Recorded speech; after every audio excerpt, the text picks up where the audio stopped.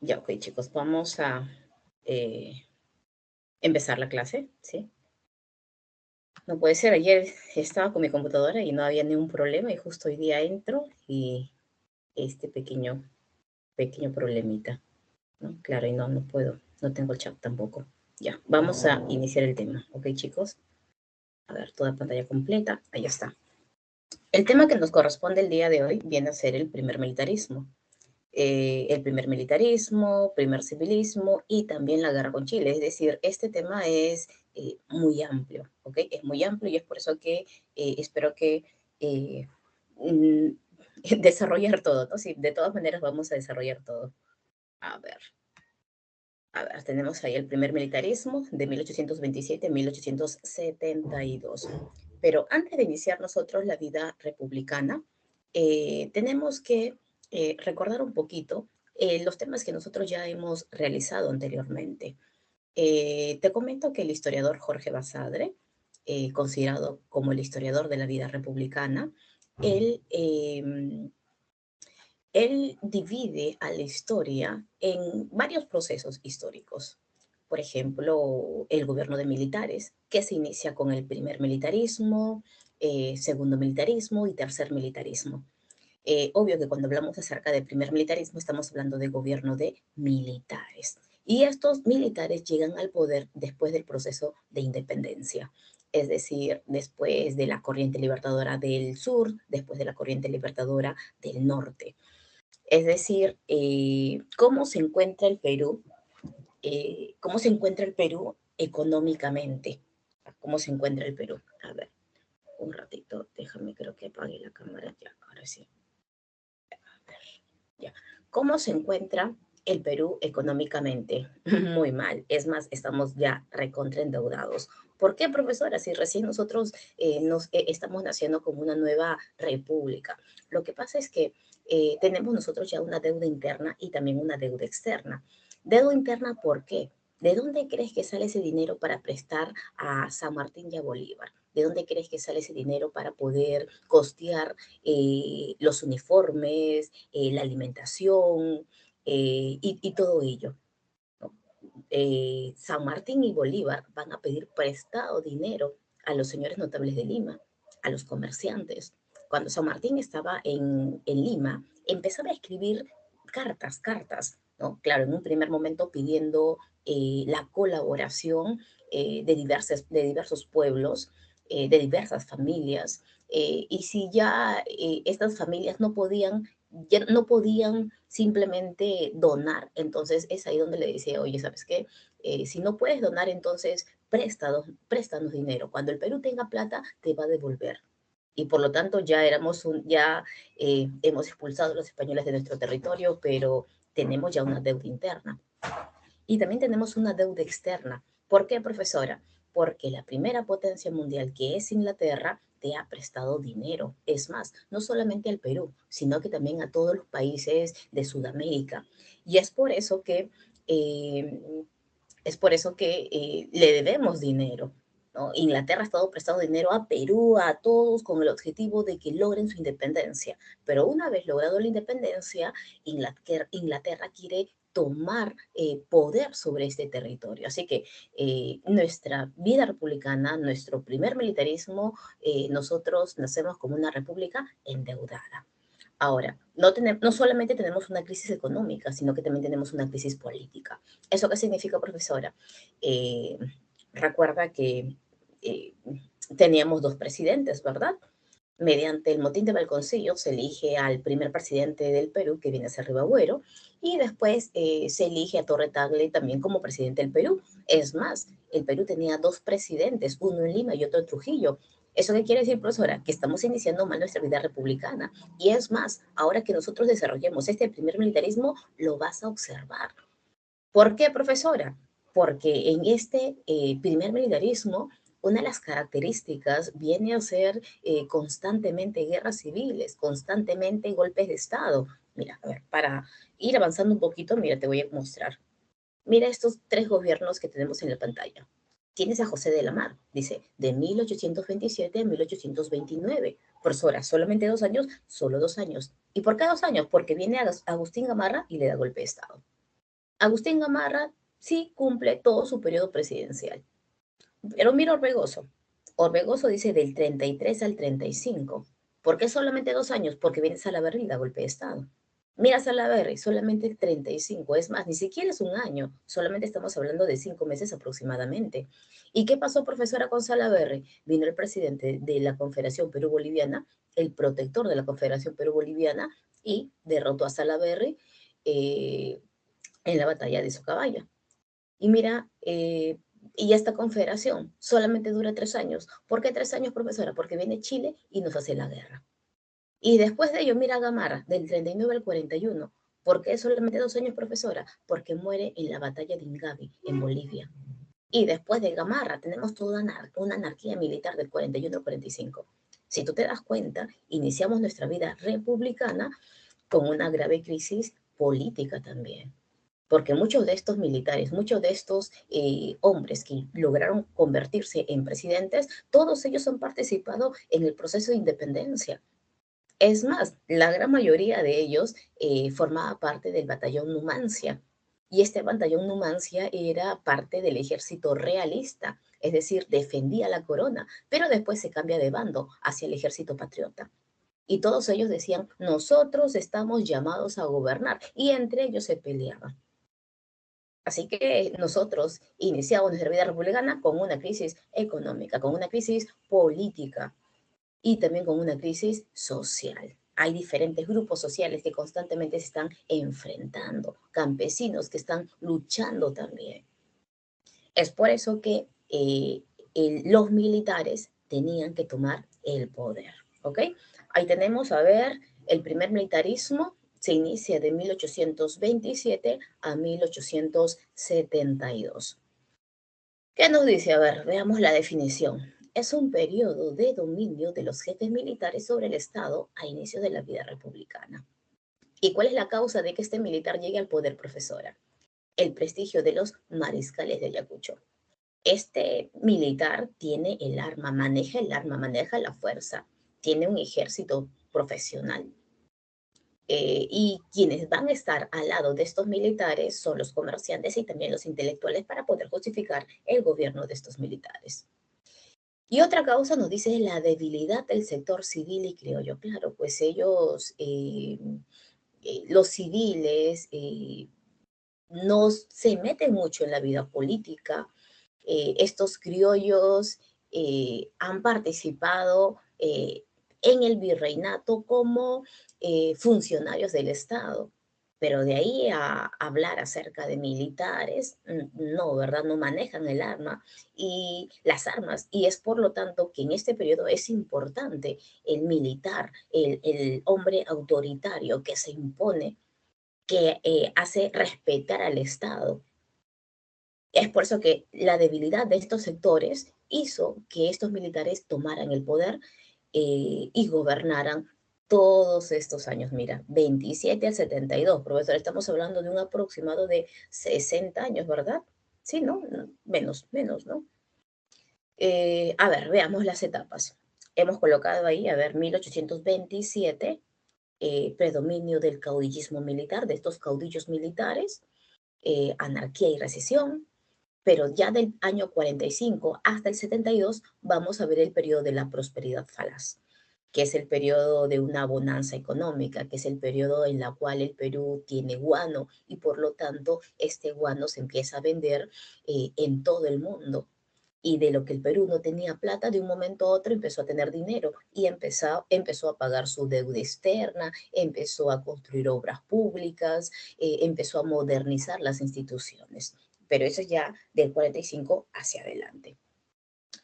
Hemos colocado también un pequeño mapita para que tú puedas observar los territorios reclamados por la Gran Colombia. Ah, mira, ¿no? Mira. Primero vamos a ver nuestro mapa, vamos a reconocer nuestro mapa. Mira por acá.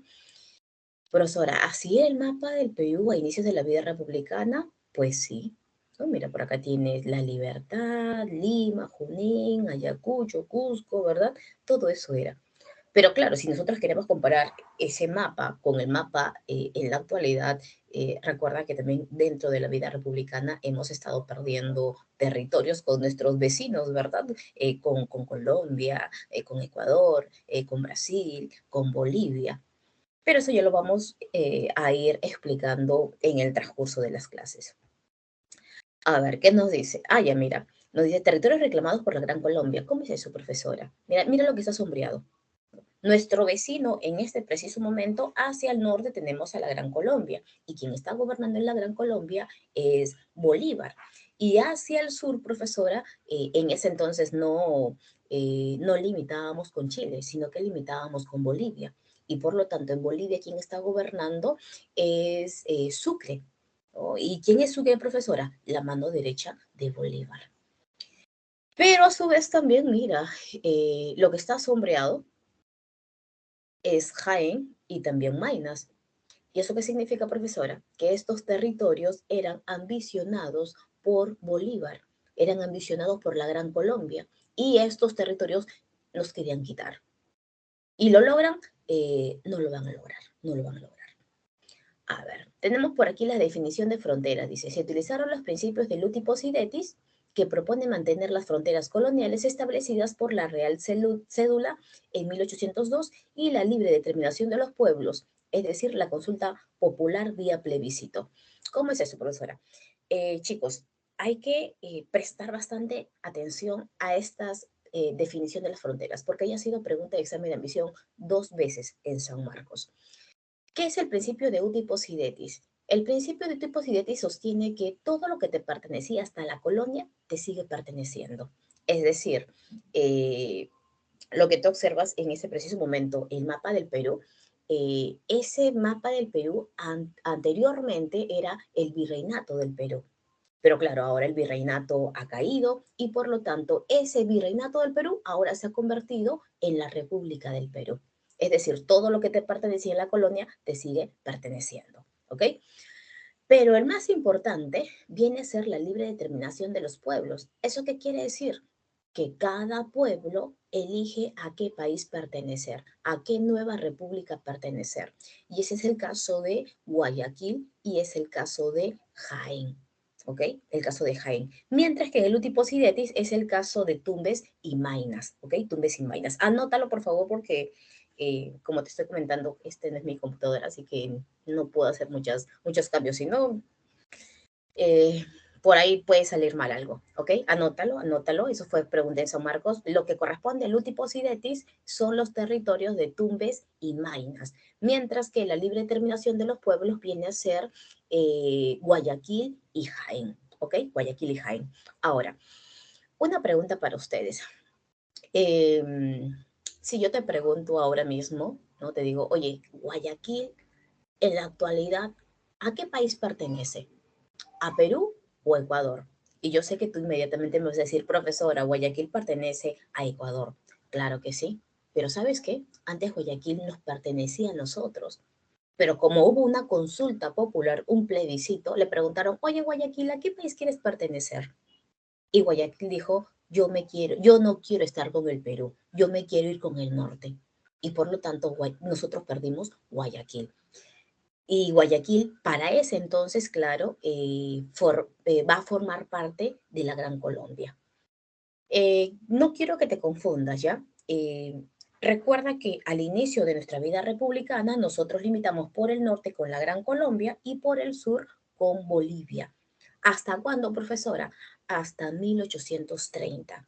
¿Por qué? Porque en 1830 Bolívar muere y al morir Bolívar, esa Gran Colombia que estaba compuesta por Venezuela, Colombia y Ecuador se desintegra y por lo tanto nosotros ya no vamos a limitar con la Gran Colombia, sino que vamos a limitar con Ecuador. ¿Ok?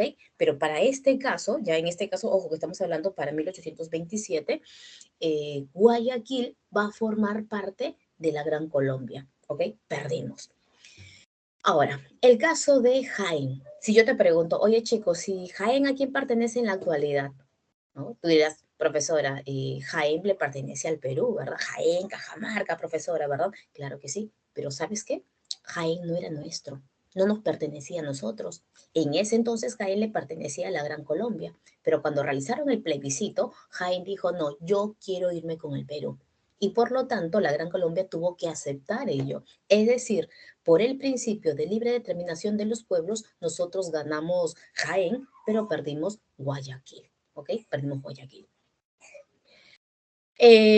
Ahora, a ver, iniciamos entonces nuestro caudillismo militar de 1827 a 1845. ¿Cuáles son las características más importantes? Nos dice, estamos en un gobierno pendular. ¿Qué es eso del gobierno pendular? ¿No? Un péndulo, pues, no un péndulo que es así, por aquí, por allá, derecha, izquierda, ¿verdad? ¿Por qué, profesora? Porque estamos en plena disputa entre dos grupos políticos y esos dos grupos vienen a ser los liberales y los conservadores.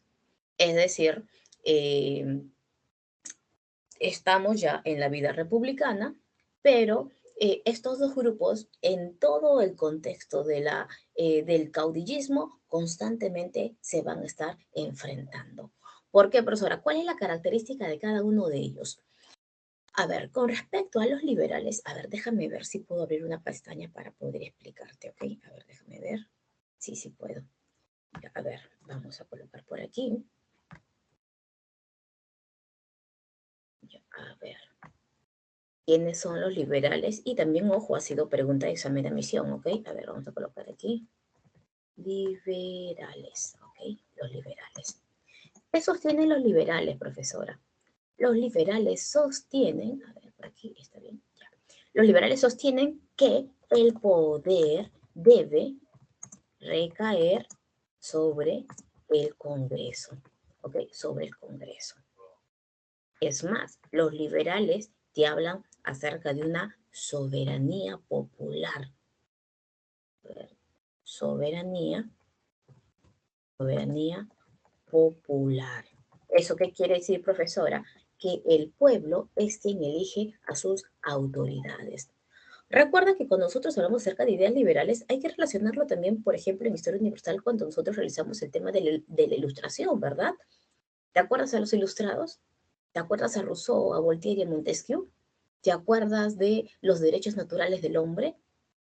Ellos, ¿qué es lo que sostenían ellos? El hombre es libre por naturaleza. El hombre puede hacer lo que a él se le da la gana, siempre y cuando respete los derechos de otros hombres, ¿verdad? ¿Qué es lo que decían estos ilustrados? Ellos decían la soberanía del pueblo. El pueblo es quien elige al rey. Y si este rey no respeta los derechos naturales del hombre, entonces este pueblo se puede levantar en armas, sacar ese rey y por lo tanto colocar al rey que ellos crean conveniente, ¿verdad? Eso nosotros ya lo hemos tocado. Ya. En el caso del Perú también tenemos a nuestros liberales y por lo tanto ellos sostienen que el poder debe recaer sobre el Congreso. ¿Por qué sobre el Congreso? Porque el Congreso representa al pueblo. Ellos te hablan de ser acerca de una soberanía del pueblo, una soberanía popular. Y los conservadores, profesora, a ver, vamos a colocar por aquí también a los conservadores. A ver, conservadores. Ya, a ver, vamos aquí a colocar a los conservadores. ¿Qué sostienen estos conservadores? Ellos sostienen que el poder debe recaer sobre el presidente. El poder debe recaer, recaer sobre el sobre el presidente. ¿Ok? Es por eso que nosotros hablamos acerca del conservadurismo y el autoritarismo de estos líderes. ¿Ok? Pero, déjame acomodar un poquito. ¿Ok? Y ellos te hablan, ya, ellos te hablan de una soberanía de la inteligencia. Soberanía de la inteligencia. Ya, soberanía de la inteligencia. Estos conservadores te dicen soberanía popular. No, nada que ver, ¿no? ¿Cómo que soberanía popular? Ellos decían, estas ideas liberales no se pueden aplicar aquí en el Perú, decían ellos, ¿no? En Europa es otra realidad, ¿verdad? Pero el Perú no. Es más, Dios ha creado al hombre, ¿verdad? A imagen y semejanza, claro, ¿verdad? Pero Dios ha creado a dos grupos, a un pequeño grupo que es llamado a gobernar y a otro gran grupo que es la mayoría que es llamado simplemente a obedecer. En el caso del Perú, como la gran mayoría de la población es indígena, a este indígena yo cómo le voy a llamar a gobernar. ¿Cómo le voy a decir, oye indígena, ¿sabes qué? Yo te llamo para hablar acerca de la vida política, ¿no? De repente, acerca de las medidas que se puedan tomar o qué obras establecer.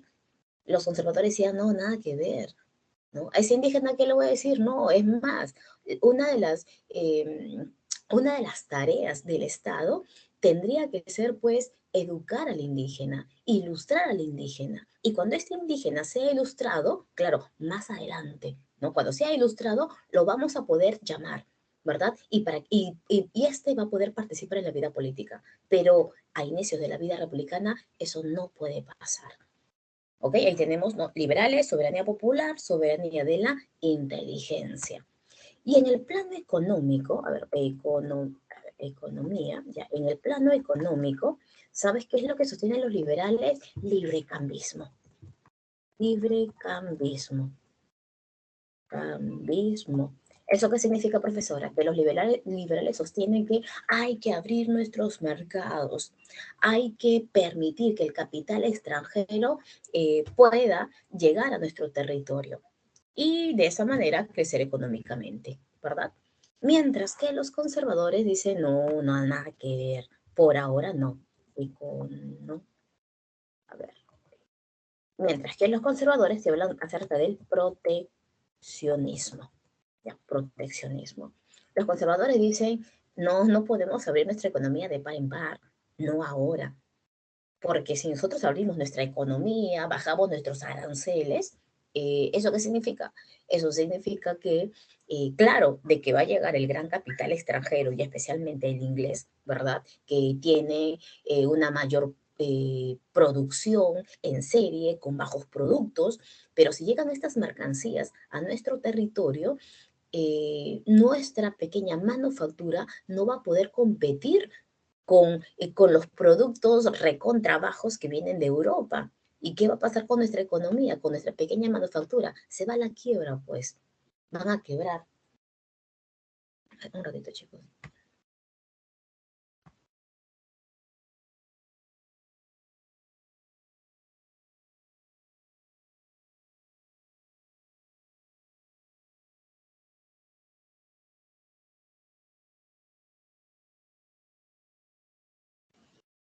Ya, a ver, ¿dónde estamos? Aquí, ¿verdad? Ya. Es por eso que los liberales proponen el librecambismo y los conservadores el proteccionismo. Y por acá vamos a colocar a sus representantes, ¿ok? Representantes. Y tenemos a Bartolomé. Bartolomé. A ver, Bartolomé Herrera. Herrera. Y por aquí tenemos, a ver, y por aquí tenemos a su representante, a ver, representante a los hermanos Galvez. Los hermanos Galvez. Ok, ya, ahí está. Ahora sí, ¿no? Hay que tener en cuenta estas dos posiciones porque lo vamos a ver en el transcurso de la vida republicana, ¿ok? A ver, sigamos, vamos a colocar ahora,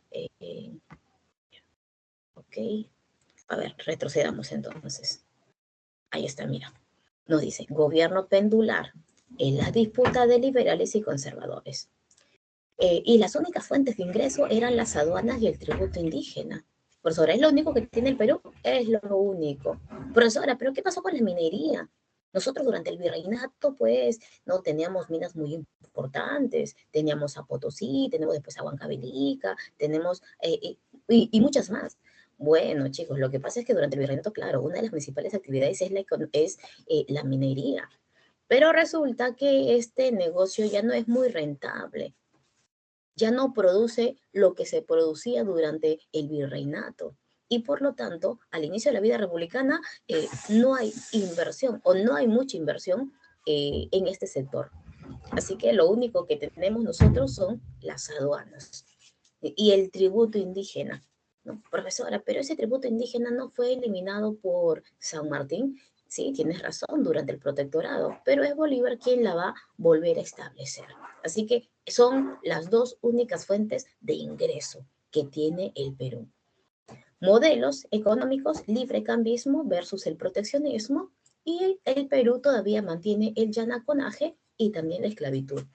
¿Eso qué significa?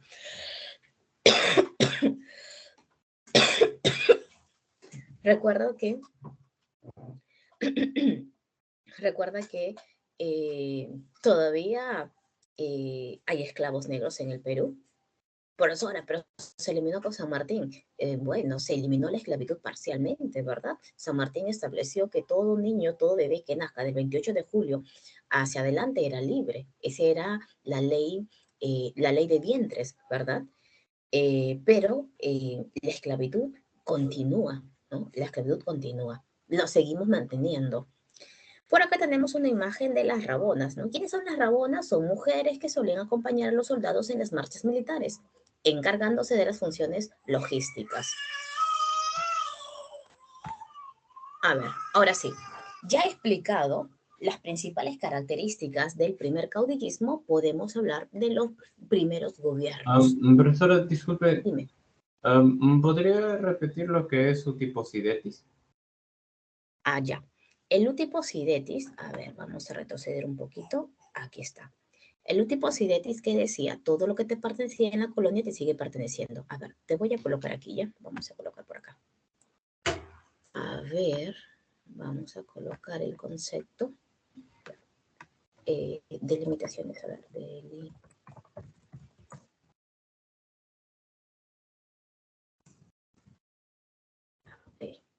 a ver, vamos a colocar Posidetis.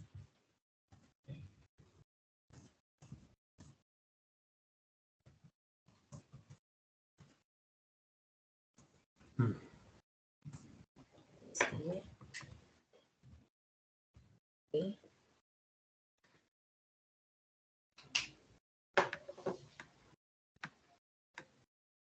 El caso, a ver.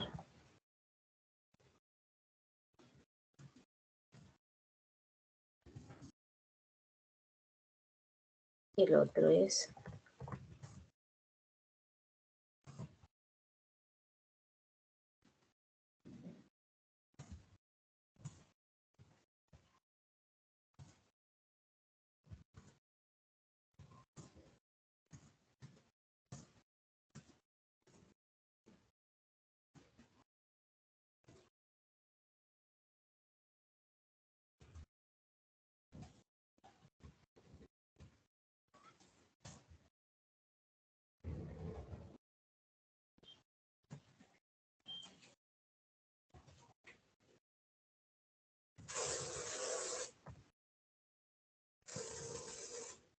Guayaquil y Jaimera, ¿verdad?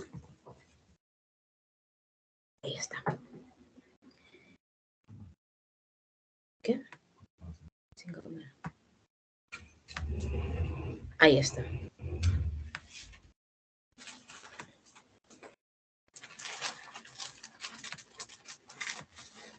Ya. A ver. Ok, ahí está, chicos. Ahí le he colocado el pequeño concepto para que no se vayan a olvidar. Sí, pasamos ahora sí, ¿verdad? Pasamos. Sí, profesora, muchas Mi gracias. querido Gutarra, pasamos entonces. Ya, ahora sí. Ok, ahí está. Primeros gobiernos de la República. Ahí tenemos a José de la Mar. ¿Quién es José de la Mar, profesora? José de la Mar es conservador. Agustín Gamarra es conservador. Luis Orbegoso es liberal. Y Salaverry es conservador. Ahora, recordemos que cuando Bolívar se encuentra en el Perú como dictador, es más, se estableció la Confederación de los Andes, ¿verdad? Donde los países que Bolívar había liberado estaban de acuerdo con que él sea su líder, ¿verdad? Todos los países estaban de acuerdo, solamente faltaba ratificar por el Congreso. Pero ¿sabes qué es lo que pasó? Ocurrió un levantamiento en la Gran Colombia y Bolívar tuvo que dejar el Perú. Se fue a la Gran Colombia. ¿Y sabes a quién dejó de encargado? Dejó de encargado a Santa Cruz. ¿Quién es Santa Cruz, profesora? Este de acá, mira, este de acá. Él es Santa Cruz. ¿Ya? Él también es conservador. Dejó encargado a Santa Cruz y se fue Bolívar. Y es Santa Cruz quien convoca al segundo Congreso Constituyente. Y justo en ese segundo Congreso Constituyente, quien sale elegido como presidente del Congreso nuevamente es Luna Pizarro. Y Luna Pizarro es de tendencia liberal. Ahora, ¿por qué es importante el Congreso, profesora? Porque el Congreso tenía que elegir ahora presidente del Perú. Y el Congreso, dirigido por una Pizarro, decía, ahora ¿quién elijo? Obvio que yo quiero que sea alguien que tenga mi misma posición, ¿verdad? Liberal. Y es por eso que decía, ¿a quién elijo? Y por ahí Santa Cruz decía, yo quiero ser el presidente, ¿no? Lamar también no quería ser presidente. Y Luna Pizarro dijo, estos dos son conservadores, ¿no? Pero yo creo que la persona idónea para ocupar la presidencia del Perú, yo creo que puede ser Lamar. Si bien Lamar es conservador y yo soy liberal, eso es lo que decía Luna Pizarro, ¿ya? Pero de todas maneras, con José de Lamar se puede conversar, se puede llegar a un acuerdo. Es más, José de Lamar ya ha estado antes en un gobierno del Estado, porque él formaba parte de la Junta Gubernativa, ¿verdad?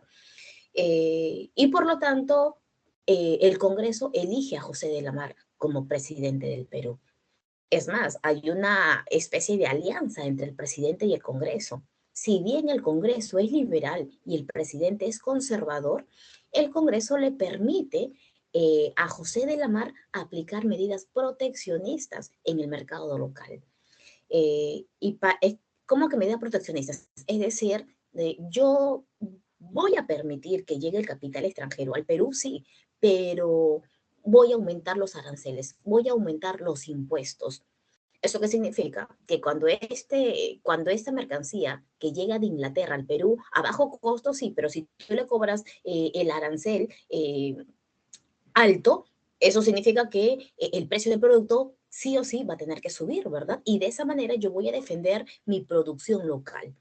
Así que el Congreso le dice, ¿sabes qué, José de la Mar? No hay problema, protege tu manufactura, protege tu mercado local, pero déjame que en el plano político yo aplique medidas liberales. Es por eso que la Constitución es de tipo liberal, ¿ok? Liberal.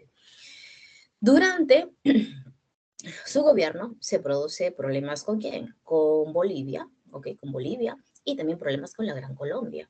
¿Cómo que problemas con Bolivia? Lo que pasa es que quien estaba gobernando en Bolivia era Sucre, la mano derecha de Bolívar.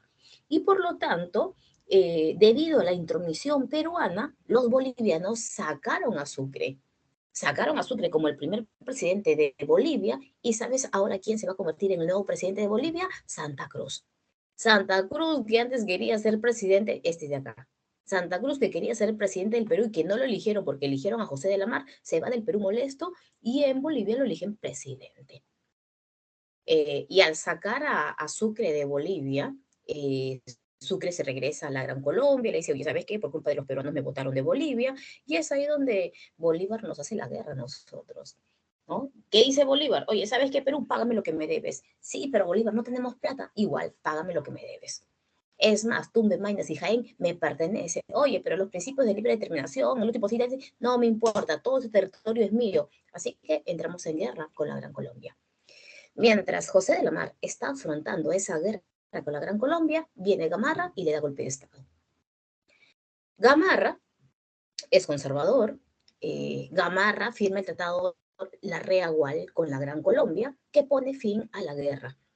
Y profesora, ¿cuál viene a ser el bando Noboa? Lo que pasa es que recuerda que en un primer momento nosotros limitamos con la Gran Colombia, pero tras la muerte de Bolívar, ahora limitamos con Bolivia, perdón, limitamos con Ecuador. Y es por eso que se vuelve a firmar un tratado de Perú y Ecuador, bando Noboa, donde eh, se reconoce, pues, no cierta paz entre estos dos territorios. Recuerda que yo te dije que los conservadores, ¿quiénes son? Son hombres autoritarios que se imponen frente al Congreso. Y este es Agustín Gamarra. Es por eso que en el Congreso, este diputado liberal Francisco González Vigil va a denunciar constitucionalmente al presidente Agustín Gamarra. Y su frase termina, yo debo acusar, yo acuso. Y eso ha sido pregunta de examen de admisión. Eh, Disculpe, Después del gobierno, dime. es que el Tratado de Pando Novoa, ¿qué era lo que, bueno, qué es, qué era, qué hacía? Disculpe. Ratificaba la paz entre estos dos territorios. Ah, Recuerda La que antes Paz. nosotros limitábamos Profesora, ¿y con el la Gran convenio de Colombia, pero Girón? ahora ya no. El convenio de Girón es en el gobierno de José de la Mar. En el gobierno de José de la Mar, ya, chicos, lo que pasa es que no estamos desarrollando la guerra con Colombia a detalle, ¿ya? Pero recuerda que nosotros desarrollamos estos temas de manera general, ¿ya? Pero, a ver, tu compañera me dice, profesora, ¿y el de Girón? Ya, lo que pasa es que José de la Mar sí se enfrenta con la Gran Colombia. Es más, hasta firman una especie de paz, que va a ser el de Girón. Pero después nuevamente entran en conflictos y mientras José de la Mar está tratando de solucionar el problema con la Gran Colombia, Agustín Gamarra ya le dio golpe de Estado. Y es con Gamarra que se soluciona el problema con la Gran Colombia, firmándose el Tratado de la Reagual. Todo está perfecto, ¿verdad? Ya sabes que la paz con la Reagual. Pero resulta que Bolívar muere. Y al morirse Bolívar, se desintegra la Gran Colombia. ¿Eso qué significa? Que a partir de ese momento nosotros ya no limitamos con la Gran Colombia, sino que estamos limitando con Ecuador. Y para evitar conflictos con Ecuador, se firma el Tratado Pando Novoa, que ratifica pues, ¿no? la paz entre estos dos territorios. Y profesora, disculpe, entonces la cosa es que Santa Cruz ocupó, eso de ocupación de Bolivia lo hizo Santa Cruz, entonces, ¿no? Y Bolivia, después, no. Ahorita estamos hablando de la Confederación, estamos hablando de la Gran Colombia. La Gran Colombia es esta, mira. Esta es la Gran Colombia. Aquí en la Gran Colombia, quien está gobernando es Bolívar. Y nosotros tenemos guerra con quién? Con la Gran Colombia. Quien está asumiendo esta guerra primero es la Mar. Y después de la Mar es Gamarra. Y con Gamarra se firma la paz, el Tratado de la Reagual. Pero después, cuando se desintegra la Gran Colombia, nosotros limitamos con Ecuador. Y con Ecuador se firma el Tratado Pando Novoa. ¿Ok? ok, profesora, sí, entiendo. Gracias. Ya. A ver, vamos a avanzar rápido porque tenemos, el día de hoy nuestro tema es hasta guerra con Chile, así que avancemos rápido. A ver, y acá tenemos a Orbegoso. Orbegoso es de tendencia liberal. Y apenas llega Orbegoso al poder, los conservadores le quieren dar ya golpe de Estado. Es por eso que él afronta guerras con quién, con Bermúdez, con Salaverry y también con Gamarra. Y es más, es Salaverry que le da golpe de Estado a Orbegoso. Y Salaverry está gobernando, aquí está él también es conservador. Y Orbegoso decía, ¿qué hago? Yo necesito recuperar nuevamente la presidencia de Perú. ¿Quién me puede ayudar? Y Orbegoso busca, ¿sabes a quién? Al presidente de Bolivia. En ese entonces el presidente de Bolivia era Santa Cruz. ¿Ya? Aquí está, este es Bolivia. ¿No? Aquí estaba gobernando Santa Cruz.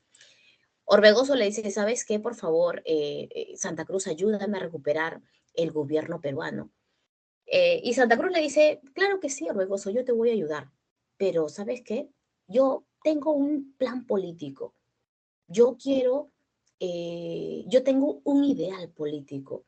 Lo que yo quiero es unir a Perú y a Bolivia. A ver, déjame un ratito, creo que era por la cámara ya. Él le dice, no, él le dice, yo lo que quiero hacer es unir a Perú y a Bolivia. Yo quiero convertirlos en una potencia comercial dentro del Océano Pacífico, dentro del Pacífico Sur. ¿No? Y tú, Orbegoso, que eres el presidente del Perú, ¿no? Ayúdame a realizar este ideal que yo tengo. Y a cambio, claro, ¿no? A cambio yo te voy a dar la presidencia, ¿no? Del Estado norperuano, le dice. Y Orbegoso decía, bueno, la única manera de poder recuperar el poder es con ayuda del presidente de Bolivia. Así que, ¿sabes qué?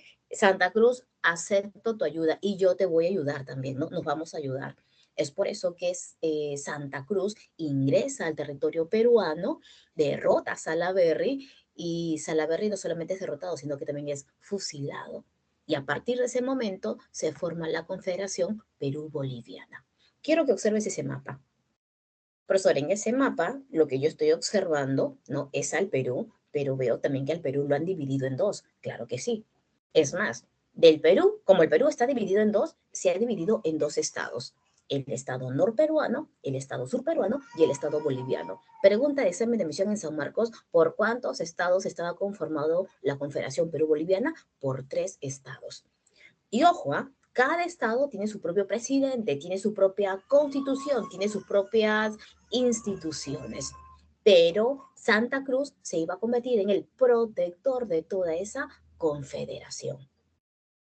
¿Cuál es el objetivo? Nos dice integrar política y económicamente Bolivia con el sur andino. Es decir, mira, no sé si ustedes recuerdan la clase de las reformas borbónicas, pero yo les dije que cuando se forma el virreinato de Río de la Plata, el Alto Perú, que tenía muy buenas relaciones con Cusco, Arequipa, Puno, que ahí se había formado un gran circuito comercial, ese circuito simplemente desapareció. ¿Por qué? Porque ahora el Alto Perú formaba parte del virreinato de Río de la Plata. Y es por eso que los comerciantes en el sur del Perú estaban, pues, ellos estaban mal, ¿no? Se fueron a la ruina y es más, criticaban estas reformas borbónicas. Pero ¿sabes qué? ¿Qué es lo que hace ahora Santa Cruz? Nuevamente integrar políticamente y económicamente. Así que la gente que se encuentra en el sur, la gente que se encuentra en el estado sur peruano, está a favor de la Confederación Perú-Boliviana. Pero ¿sabes qué? También hay un sector que está en contra. ¿Y ese sector dónde se encuentra? En el estado norperuano. ¿Por qué, profesora? Lo que pasa es que en el estado norperuano, en el norte del Perú, hay haciendas azucareras que tienen un comercio muy fuerte con Chile. Es decir, Chile les vende trigo y ellos les venden azúcar. Y ese comercio se ve desde el virreinato. Es por eso que cuando entra Andrés de Santa Cruz como protector de la Confederación, él decía, no, nosotros, Perú y Bolivia, unidos, líder hegemónico de todo el Pacífico Sur. Y por lo tanto ya no hay que comerciar con Chile. Es más, que Chile le vaya mal. Si él le va mal, a nosotros nos va mejor. Es por eso que Chile nos declara la guerra. A ver, nos dice, conformación, se legalizó la Confederación en el Congreso de Tacna. Santa Cruz es elegido como el protector del Perú y la base legal de esta confederación es la Constitución del 37. ¿Cuál es la propuesta de Santa Cruz? Establecer la ley de puertos libres. ¿Qué significa eso? Que se van a abrir 4 puertos comerciales. Paita, mira, justo acá lo tenemos. Paita, Callao, Arica y Cobija. Si tú te das cuenta, Cobija es un puerto que se encuentra en Bolivia, porque Bolivia para aquel entonces sí tenía salida al mar. ¿Eso qué quiere decir? Que, ¿qué dice la ley de puertos libres? Exoneración tributaria.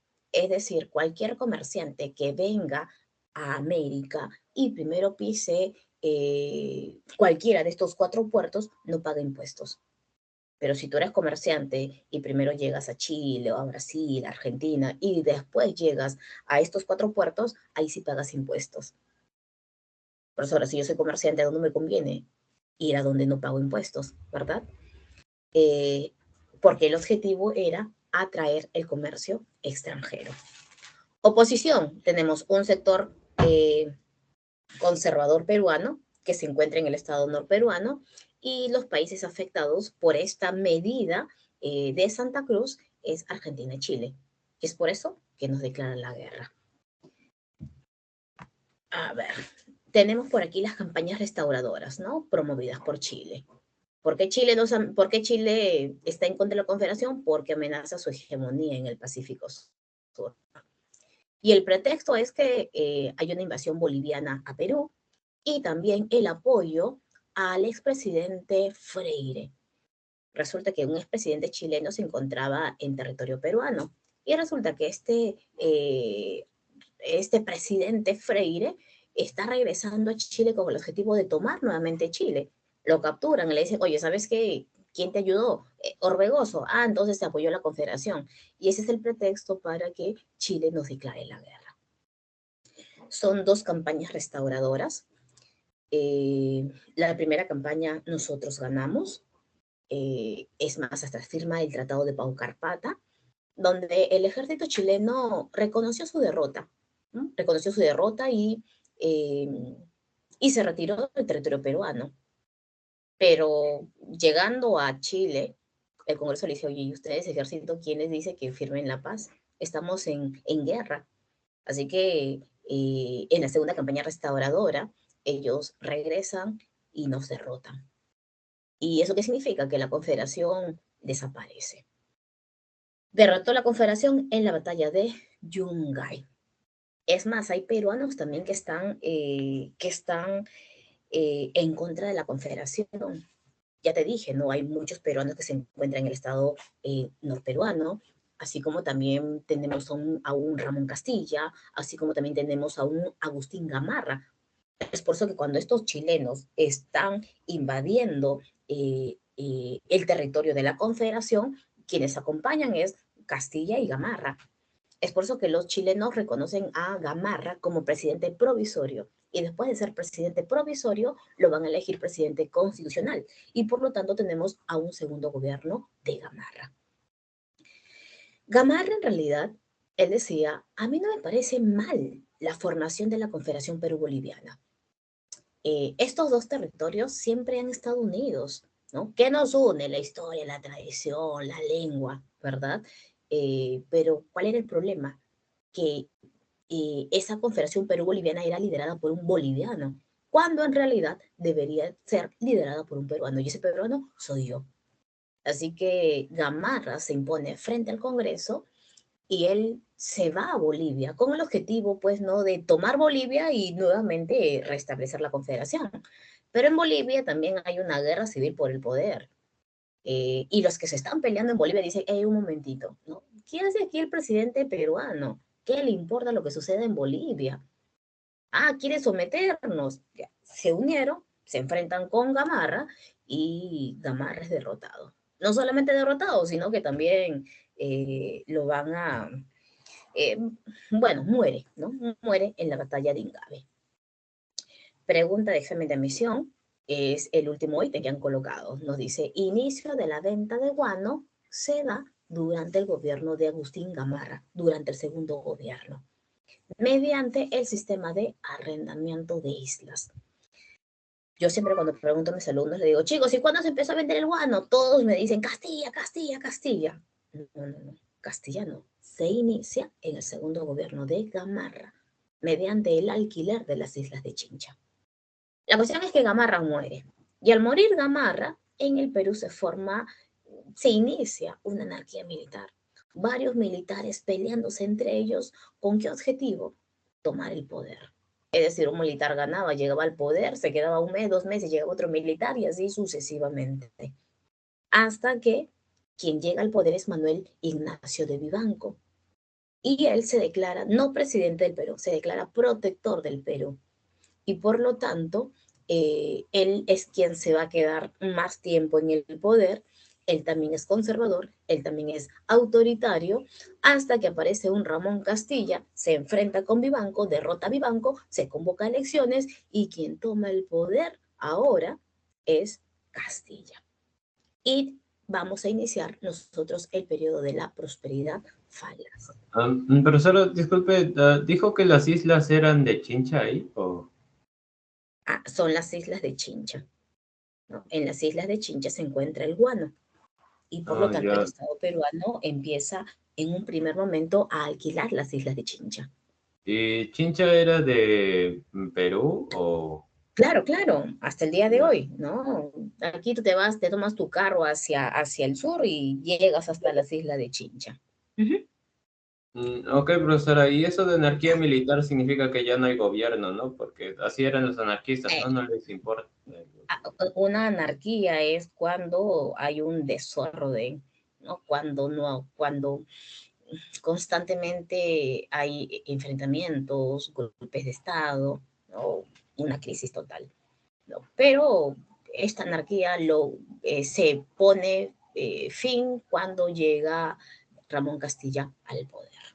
Ah, no, ok. A ver, chicos. Muchas gracias, profesora. Ok, ok. Un toquecito.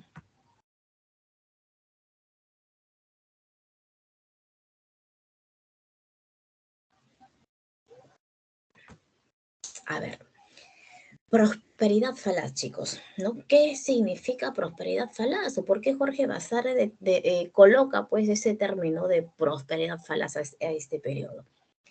Prosperidad, profesora, es prosperidad, ¿verdad? Nos va bien, ¿no? Ah, ok, sí, ¿no? Pero falaz, falso, ¿no? Una prosperidad falsa, ¿no? ¿Qué es lo que pasó, profesora? ¿Por qué prosperidad falsa la llama Jorge Basadre? Jorge Basadre denomina ese periodo, claro, ¿no? Como prosperidad falaz porque es un periodo en el cual el Perú no supo aprovechar sus oportunidades. ¿Eso qué quiere decir? Recuerda que nosotros nacimos como república independiente, pero con una gran deuda, una crisis económica, ¿verdad? Debiendo pues a los señores notables de Lima, debiendo pues a la primera potencia mundial. Pero resulta que en este periodo, en el Perú se va a descubrir el guano. ¿Y qué es el guano, profesora? Es la deyección de las aves guaneras. ¿Y para qué sirve el guano, profesora? El guano sirve para poder fertilizar los campos de cultivo. Es más, este guano que se encuentra en las islas de Chincha, está ahí por décadas. Es más, la cultura mochica utilizaba el guano de las islas de Chincha también para poder fertilizar sus campos de cultivo.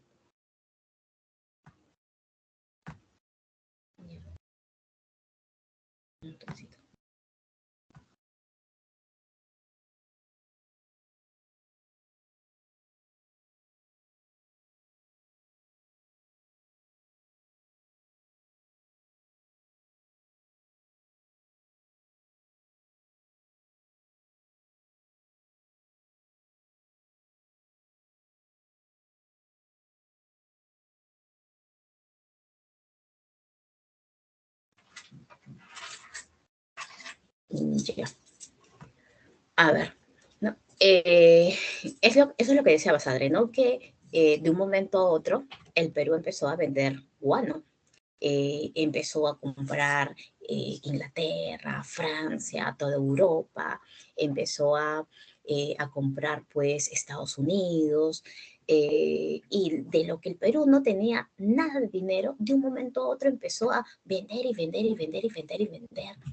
Y el Perú estaba sorprendido, wow, mira, ¿no? Con todo este dinero empezaron a pagar su deuda externa, empezaron a construir obras públicas, empezamos a armarnos militarmente, compramos buques, ¿no? Es decir, estábamos súper bien. Es más, si en este periodo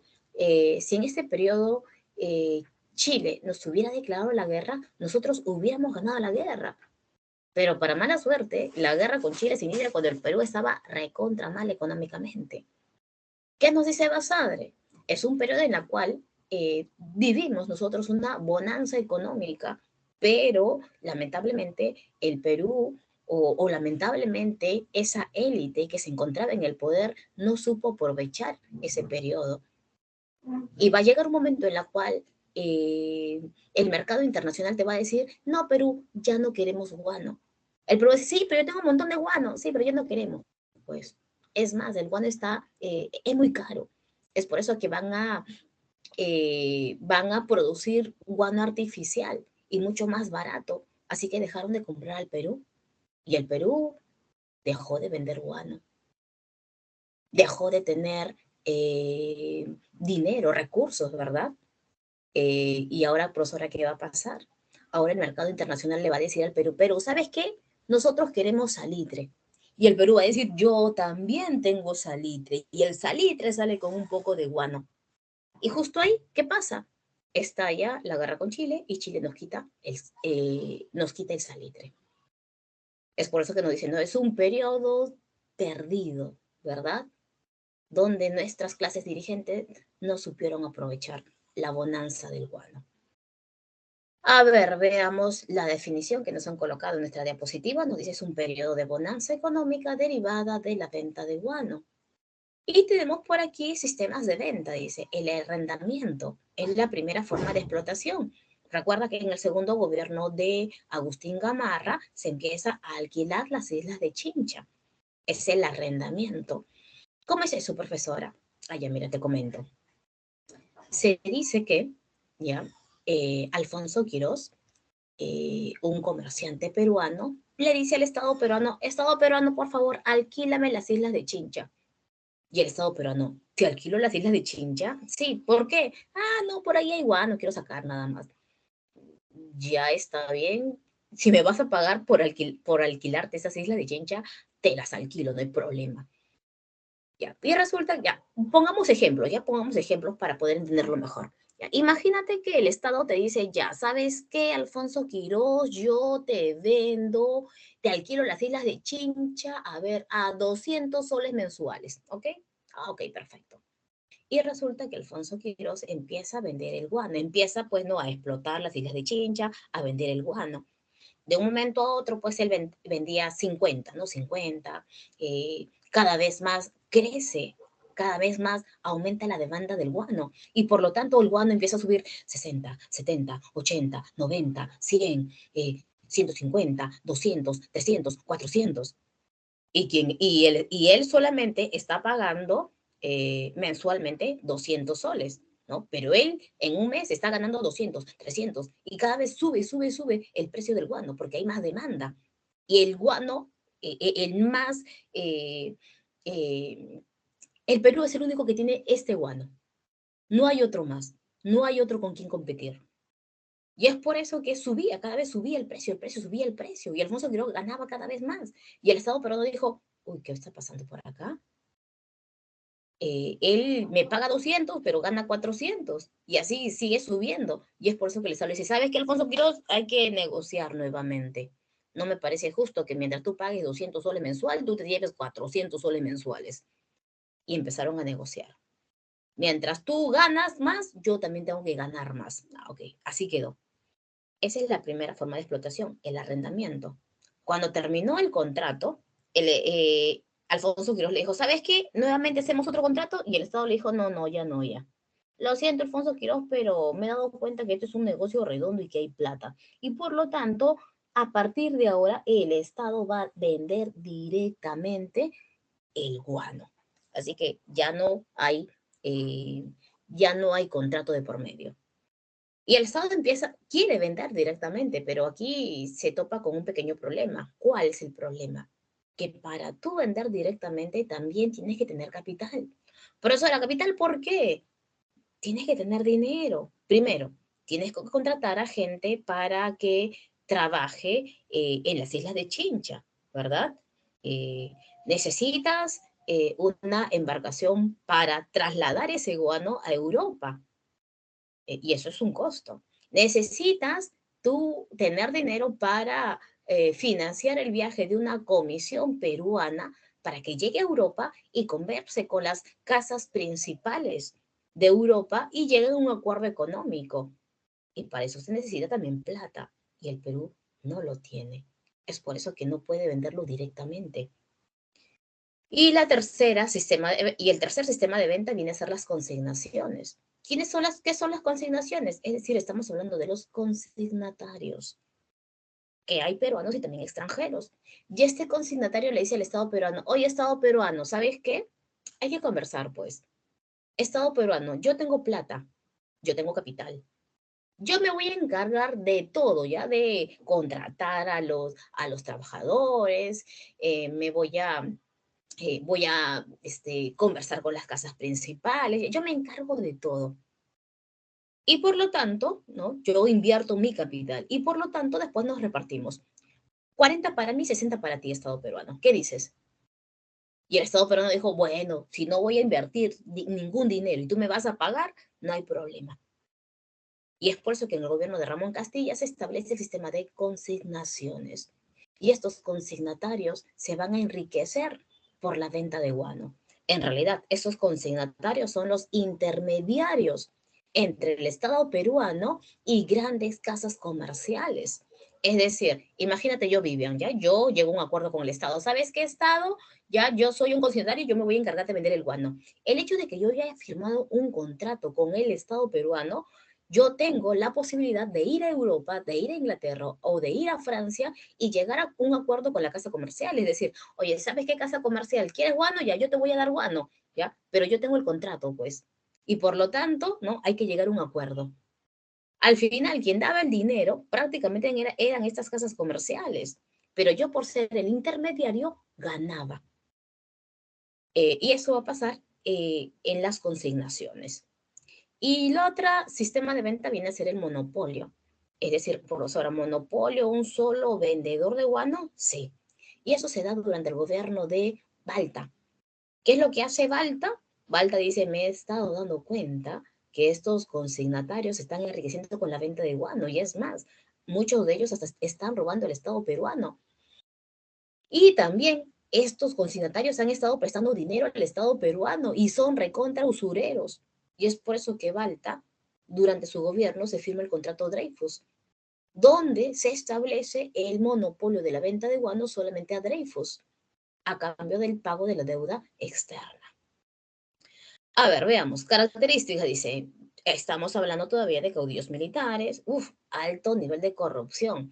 Mira esa imagen que hemos colocado. Aquí, a ver, mira, aquí está mi cursor. Mira esta imagen. Dice, qué mamada, dice, ¿no? Esta es una caricatura en alusión a la corrupción durante el boom del guano, ¿no? Mira, estos dos son militares. Por aquí hay una vaquita, ¿verdad? Mira, una vaquita. Y es más, esta vaquita representa al Estado peruano, ¿no? Porque mira, acá en el lomo tiene el escudo, ¿verdad? Profesora, pero yo veo que esa vaquita está raquítica, ¿verdad? Está recontraflaca. Es más, yo veo este militar que está succionando toda la leche de esta vaquita, ¿verdad? ¿No? ¿Eso qué quiere decir? ¿No? ¿Qué mensaje nos da la caricatura? Que este militar, ¿no? Está robando todo lo que puede. Pero al costado tengo otro militar que le dice, oye, ¿sabes qué? Me toca a mí ahora, ¿verdad? Esta es una caricatura de la época. Hay altos niveles de corrupción y también hay una expansión de la burocracia. Profesora, ¿qué es burocracia? Trabajadores del Estado. En el plano económico hay un incremento del gasto y también de la deuda pública. El Estado terminó en bancarrota, nos dice. Claro, eso es al final, ¿verdad? Porque al inicio el Perú tiene mucha plata y por lo tanto se va a empezar a pagar la deuda interna, la deuda externa. Pero recuerda que después ya no nos quieren comprar guano y por lo tanto el Perú deja de tener dinero y se va a la quiebra. Surgimiento de una oligarquía criolla. Se produce la inmigración de los chinos colíes y también de europeos. Los chinos colíes son mano de obra barata, mientras que la mano europea es mano preparada, ¿no? Es decir, estamos hablando de técnicos que vienen a nuestro territorio. Y podemos seguir observando profundas brechas sociales, ¿no? Profesora, pero ¿por qué brechas sociales? Se supone que el Perú tiene plata, a todos les va bien, ¿no? No, no a todos les va bien. Le va bien a la élite, a los que venden el guano, a los que comercializan el guano. Mientras ellos van creciendo económicamente, hay otro sector económico que es el pueblo que les va muy mal a ellos. Y por acá tenemos a Castilla. Ahí está, Ramón Castilla. Durante el gobierno de Ramón Castilla se establece la ley de la consolidación de la deuda interna. ¿Eso qué significa? Que el Perú va a empezar a pagar su deuda interna. Es decir, todos los que prestaron dinero al Perú en pleno proceso de independencia, que tienen sus documentos con la firma de San Martín o Bolívar, vengan por favor, que vamos a empezar a pagar. Se establece el sistema de consignación del guano y se firma el contrato GUIP, que es el más importante, ¿no? Es decir, la venta de guano. Se inicia la llegada de los chinos colíes para las haciendas y también para trabajar en las islas de Chincha. Se establece el primer presupuesto nacional. El Perú, como tiene plata, empieza a construir ferrocarriles. El primero viene a ser Lima-Callao. Compramos nuestro primer barco a vapor, que se llama el Rima. El Perú, el gobierno de Castilla se preocupa por la educación y establece el reglamento de instrucción pública, y durante su gobierno se va a debatir en el Congreso, es decir, entre liberales y conservadores, si el indígena debería votar o no, si el indígena debería ser considerado un ciudadano o no. ¿Y qué pasó, profesora? eh, Luego de tantos debates, ganaron los liberales y por lo tanto al indígena se le considera un ciudadano. ¿Por qué? Porque el indígena paga un tributo al Estado y por lo tanto tiene derecho a opinar. Por ahí tenemos algunas imágenes. Mira, mira esta imagen de este chino, mira. Dice, el gobierno promulgó la ley de inmigración estableciendo premios económicos a inversionistas que traigan chinos colías al Perú. O sea que el Estado peruano encima te premiaba por traer chinos al Perú para que trabajen. ¿Sabes? Uno de los hombres más importantes que tú seguramente lo vas a recordar es Manuel Pardo y Lavalle, que va a llegar a ser presidente del Perú. Él era un empresario que traía chinos colíes al Perú. A ver, un grupo de inversionistas se dedicaron a este gran tráfico humano, logrando entre 47 y 79 traer al Perú 100.000 chinos colíes. Aquí tenemos a Echenique. Profesora, Dime. ¿qué es el reglamento de la instrucción pública de la política Ya, educativa? ya. Lo que pasa es que la educación para aquel entonces estaba descuidada, se había entregado a los municipios, pero ahora lo que hace Castilla es preocuparse, pues, no por la educación, y por lo tanto la educación ya no va a estar dirigida por los municipios, sino que a partir de ahora va a estar dirigida por el mismo Estado peruano. Y por lo tanto se va a reglamentar la enseñanza para nivel primaria, secundaria, ¿no? Es decir, a partir de Castilla recién podemos observar la preocupación del Estado peruano por la educación, ¿no? De qué manera se va a establecer, qué dinero, ¿no?, se va a entregar a la educación, ¿no? Y cuáles son los grados, ¿no?, que se va a enseñar, ¿no? Eso viene a ser, ¿no?, a grandes rasgos la instrucción pública. A ver, continuamos con Echenique. Con Echenique se firma el Tratado de Herrera da Ponte Ribeiro con Brasil para poder delimitar nuestras zonas fronterizas. Se va a promover también la inmigración alemana a la selva, que es una región deshabilitada. Lo que pasa, chicos, es que para esta época de 1850, en todos los países europeos y también en América, recuerda que nosotros en Historia Universal hemos visto el tema del imperialismo, ¿verdad? El imperialismo, el discurso de estos países europeos de cómo van a llegar a continente africano, a continente asiático. Ellos hablan acerca del darwinismo social, la mejor raza, cuál es el rol civilizador del hombre blanco, ¿verdad? Están en ese contexto, ¿no? En ese contexto. Y por lo tanto, el Perú quiere, pues, ¿no?, que esta raza blanca europea, la mejor, venga a nuestro territorio y de esa manera también, pues, mezclarnos con ellos y que el Perú siga progresando económicamente. Y es por eso que se hace un llamado, pues, ¿no?, a los inmigrantes alemanes a nuestro territorio. También se produce el escándalo de la consolidación de la deuda interna, ¿no? Corrupción, nos dice. ¿Cómo es eso, profesora? Lo que pasa es que la deuda interna se estaba empezando a pagar con Castilla, pero como Castilla va a salir del poder, Castilla le dice, mira, ¿sabes qué, Chenique? Hay un pequeño grupo a quien se le debe todavía. Así que nosotros ya hemos calculado quiénes son las personas, cuánto es el dinero que se tiene que repartir, y eso lo vas a tener que realizar dentro de tu gobierno. Pero resulta que cuando llega Echenique, ese monto que se había establecido, ya que más o menos se había logrado eh, que ya se había, que se sabía que se debía pagar, resulta que ese pequeño grupo aumentó. Y por lo tanto, el Estado empezó a pagar a muchas más personas.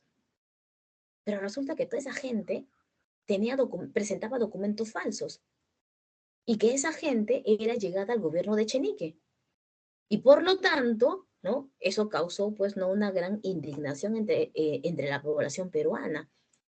Es decir, pongamos como ejemplo, ¿ya? A ver, imagínate que era, eh, se debía, ponte ya, 5 soles, ¿ya? Y resulta que en el gobierno de Chenique no solamente se pagó 5 soles, se pagó 20 soles. Por eso, y el resto simplemente se pagaba a gente allegada a él. Es decir, Echenique sabía que ellos presentaban documentos falsos, pero se hacía de la vista gorda porque era su gente, sus amigos. Y muchas veces, ¿no? Imagínate, ¿no? Ya yo decía, oye, ¿sabes qué? Yo presentaba un documento falso y el Estado me pagaba a mí. Y ese dinero que me pagó el Estado, yo tengo que, parte de ese dinero, entregarle de repente, pues, a un hombre de Echenique. Es decir, me cobraban porque me estaban beneficiando. Y eso fue un gran escándalo. Y es por eso que Castilla se levanta contra Echenique. Pero Castilla sabe que él solito no puede contra Echenique, que es un hombre poderoso. Y es por eso que Castilla hace un llamado a estos dos grandes sectores sociales, al indígena y también al negro. Y al indígena le dice, ¿sabes qué, indígena? Si tú me ayudas a luchar contra Echenique, yo te prometo que cuando llegue al poder voy a eliminar ese tributo indígena. Porque ese tributo indígena que tú pagas en realidad es una suma irrisoria a cambio, ¿no? De lo que llega por la entrada de la venta de guano. Negro, si tú me ayudas, yo te prometo que te doy la libertad total. Y es por eso que Castilla se levanta contra Echenique, logra derrotar a Echenique, se convoca a elecciones y Castilla nuevamente llega al poder. Establece la eliminación del tributo y la abolición de la esclavitud.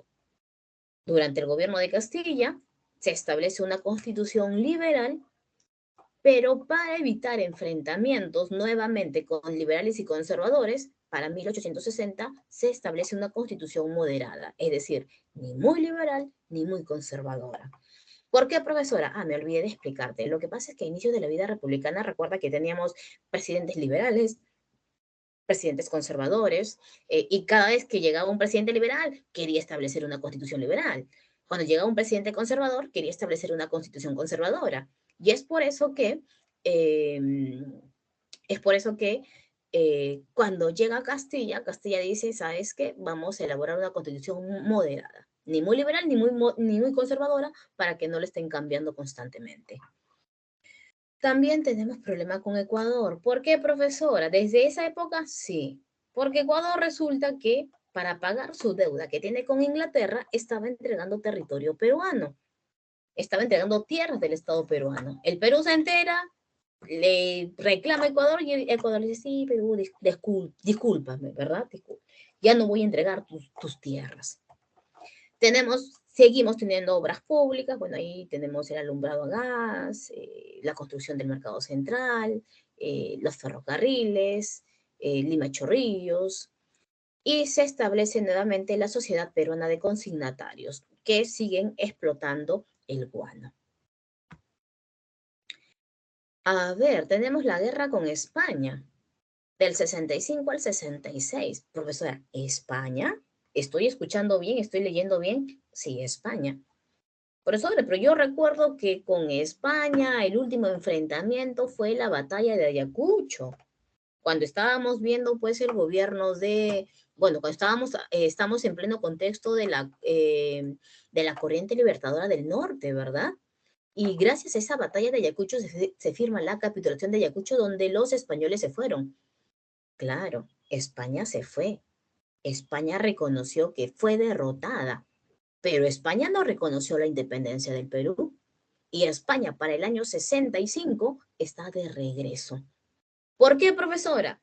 Porque España en Europa es uno de los países atrasados. Claro, para esa época, para el siglo XIX. España añoraba a sus antiguas colonias. España decía, quiero recuperar mis colonias, especialmente el Perú. porque me he enterado que el Perú tiene guano y yo quiero el guano. Así que España está decidida en regresar al Perú. Antecedentes nos dicen, hay una misión científica española que estaba realizando estudios sobre el mar peruano y cuando llega al puerto del Callao, se entera del problema que se vivió en la hacienda pues del norte del Perú. En el Perú hubo un incidente en la hacienda de Talambo. Murió un español, un peruano y hay heridos en ambos bandos. Pero resulta que cuando esta misión española se entera de ese pequeño problema que hubo, la noticia llega a España como en el Perú están matando a nuestros compatriotas, en el Perú a los españoles lo tratan como esclavos. Y resulta que España toma como pretexto ello y, eh, y España ya se encuentra dentro de nuestro territorio. Ese viene a ser, mira aquí está, el incidente de la hacienda de Talambo. ¿Ok? Incidente de la hacienda de Talambo.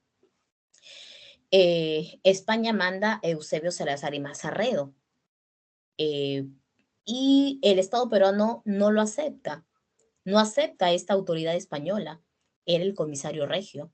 ¿Por qué no lo acepta? Porque el Perú decía, si nosotros aceptamos a este comisario regio que va a las colonias de España a solucionar los problemas de España, ¿verdad? Si nosotros aceptamos, estamos aceptando que el Perú todavía es colonia y por lo tanto no lo aceptan. ¿Sabes qué, autoridad de Eusebio Salazar y Mazarredo? No podemos permitirte el ingreso al Perú. Y Eusebio dijo, ya no me permiten, igual voy a ingresar por la fuerza. Fue hasta las islas de Chincha y tomó las islas de Chincha.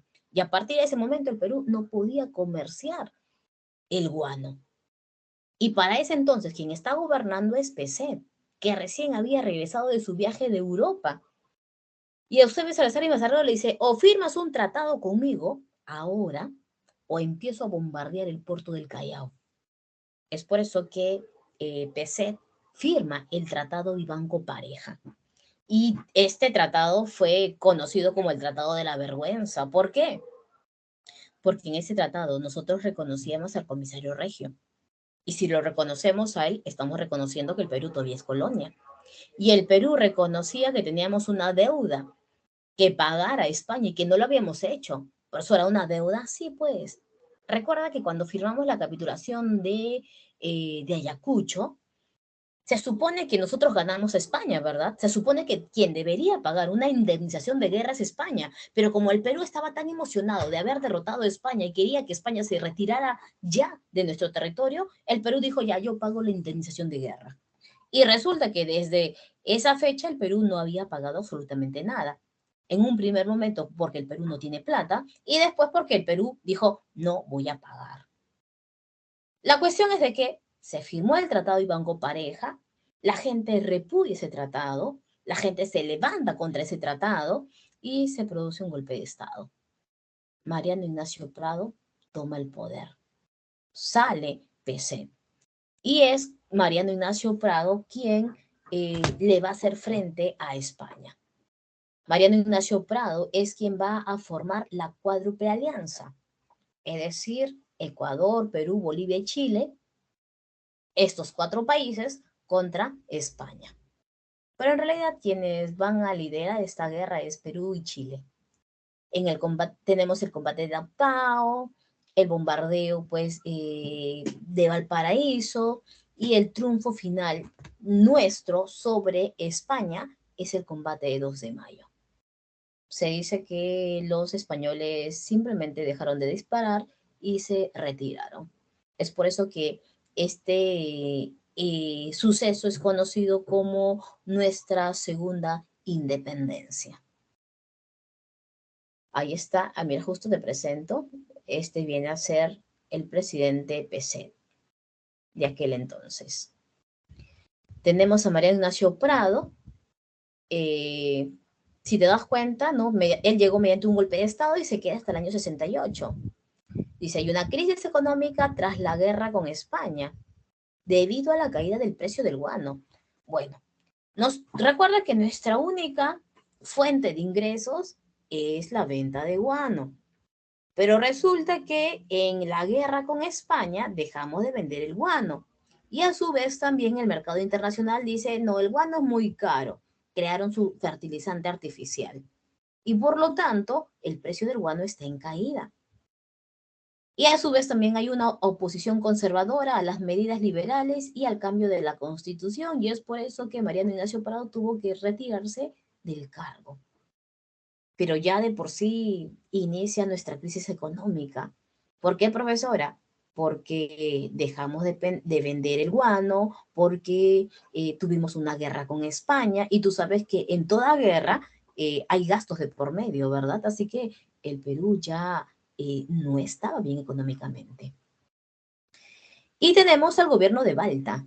El gobierno de Balta es el último gobierno del primer militarismo. Él gobierna hasta el año 72.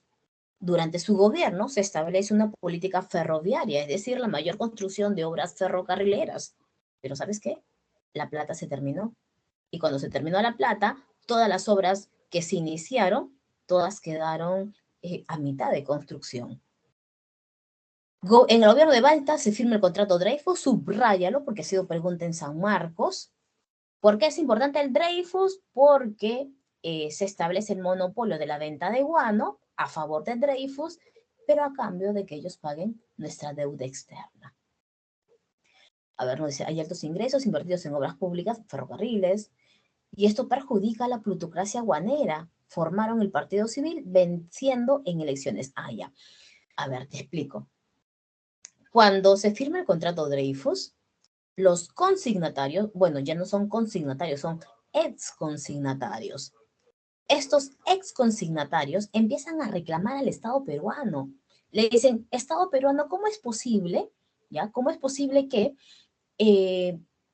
me hayan quitado a mí la venta de guano para entregárselo a una casa judío-francesa, una casa extranjera?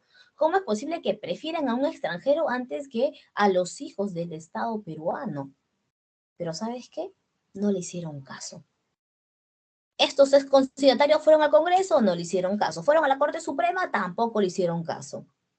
Y es ahí donde estos consignatarios, bueno, exconsignatarios, se dieron cuenta que la única manera de proteger sus intereses era a través de la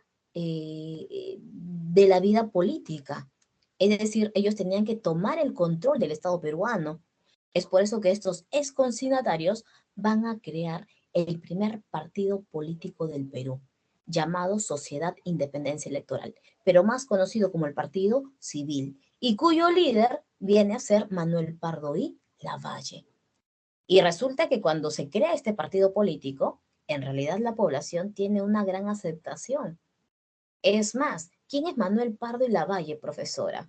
Manuel Pardo y Lavalle es un hombre muy preparado. Él pertenece a una familia, bueno, es descendiente de una familia aristocrática. Sus padres, su padre es Felipe Pardo y Aliaga, un literato y un político en el Perú muy conocido. Y a su vez también, ¿no?, son descendientes de la antigua aristocracia colonial. Manuel Pardo y Lavalle ha estudiado en el extranjero, ha estudiado en España, ha estudiado en París, es un hombre muy preparado, ha estudiado filosofía, economía, y por lo tanto ha sido también alcalde de Lima y ha hecho una muy buena gestión. Es por eso que cuando a él lo llama, le dicen, oye, ¿sabes qué? Queremos que te lances como presidente del Perú y seas el líder del Partido Civil. Él acepta. ¿Y sabes qué? Él gana. La gente lo va a respaldar. ¿Por qué, profesora? Porque la gente estaba cansada ya del continuismo de los militares. Los militares que habían llegado al poder con la MAR, que constantemente se estaban enfrentando entre ellos, los militares ya no eran bien vistos. Decían, queremos a un civil en el poder, queremos a alguien como nosotros en el poder. Y es por eso que cuando se producen las elecciones, él gana. Y es ahí donde se produce la sublevación de los hermanos Gutiérrez. Son 4 hermanos, Marcelino, Marceliano, Silvestre y Tomás. Y Tomás era el ministro de guerra del presidente Balta. Estos hermanos Gutiérrez toman prisionero al presidente Balta Le dicen, ¿cómo es posible que tú permitas que un civil llegue al poder? Y Balta decía, pero es que ya no puedo hacer nada. El pueblo peruano lo ha elegido. Y estos hermanos Gutiérrez lo que ordenan es la muerte del presidente Balta. Mira, justo acá tenemos una representación. Y cuando muere el presidente Balta, la gran población peruana sale a las calles, persiguen a estos hermanos Gutiérrez y los linchan. Y aquí están colgados, mira. Esta es la Catedral de Lima y aquí están colgados los hermanos Gutiérrez. Y por acá tenemos el desarrollo del primer civilismo.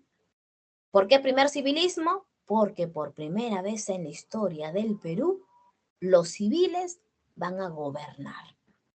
Y este primer civilismo se inicia desde que Pardo llega al poder y dura hasta el 79, en pleno contexto del segundo gobierno de Mariano Ignacio Prado.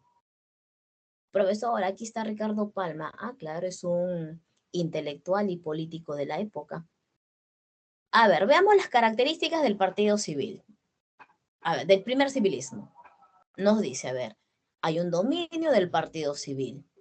Primer partido político moderno del Perú. Este partido civil representa a la oligarquía nacional. Oligarquía, profesora, oligo, pocos, ¿verdad? Gobierno de pocos. ¿Y sabes qué es lo que pasa? En realidad, cuando llega Manuel Pardo y Lavalle al poder, él tiene muy buenas intenciones para con el Estado peruano. Es un hombre en realidad muy preparado, pero el pequeño problema es que si él quiere grandes cambios, obvio que se necesita dinero para estos cambios, para estas reformas, ¿verdad? Y para mala suerte de Manuel Pardo y Lavalle, el Perú está muy mal económicamente, no tiene plata. Es más, se declara en bancarrota. Y a eso súmale, ¿ya? A eso súmale la crisis económica mundial de 1873. Yo sé que este tema nosotros no lo desarrollamos en Historia Universal. Lo que desarrollamos nosotros es el crack del 29, pero esta crisis se parece muchísimo al crack del 29. ¿Y eso qué significa, profesora? Que Estados Unidos está mal económicamente, todo el mundo está mal económicamente, no dejan de comprar nuestra materia prima y por lo tanto, durante el gobierno de Manuel Parro y Lavalle, ¿no? Se caracteriza por un gobierno de crisis económica. El Perú no tiene plata, deja de comprar armamento, despide a soldados, se elimina también el contrato Dreyfus, y Manuel Pardo y Lavalle, para poder salir de la crisis que aquejaba su gobierno, él va a nacionalizar las salitreras de Tarapacá. Pardo decía, bueno, ahora que quiere el mercado internacional, quiere salitre. Y el Perú tiene salitre. Pero ese salitre, en este preciso momento, es explotado por capitales chilenos y europeos. Pero como el Perú está mal, lo siento, chilenos, a partir de ahora, ese salitre va a ser explotado por el Estado peruano. Así que va a perjudicar a inversionistas chilenos y es por eso que Chile más adelante nos declara la guerra. Y también se firmó el tratado secreto defensivo con Bolivia. Lo que pasa es que el Perú tiene salitre en Tarapacá, Bolivia también tiene salitre en Antofagasta, y estos recursos son añorados por diversos países y especialmente por Chile. Así que para evitar el ataque de Chile, vamos a firmar un pacto solamente defensivo. Si Chile nos ataca, respondemos, pero la idea de este tratado no es atacar a Chile, no, es defendernos. Se establece también un nuevo Reglamento General de Educación Pública. ¿Eso qué significa, profesora? Por ejemplo, a través de este Reglamento General de Educación se va a establecer la educación gratuita primaria obligatoria. Pero ojo, para ese entonces la educación primaria eran 5 grados. Solamente se va a establecer el primer grado y segundo grado de primaria gratuito y obligatorio por parte del Estado peruano. Lo que quería Pardo era industrializar al Perú. Y para ello necesitamos de mano de obra de técnicos, ¿verdad? De técnicos, de ingenieros.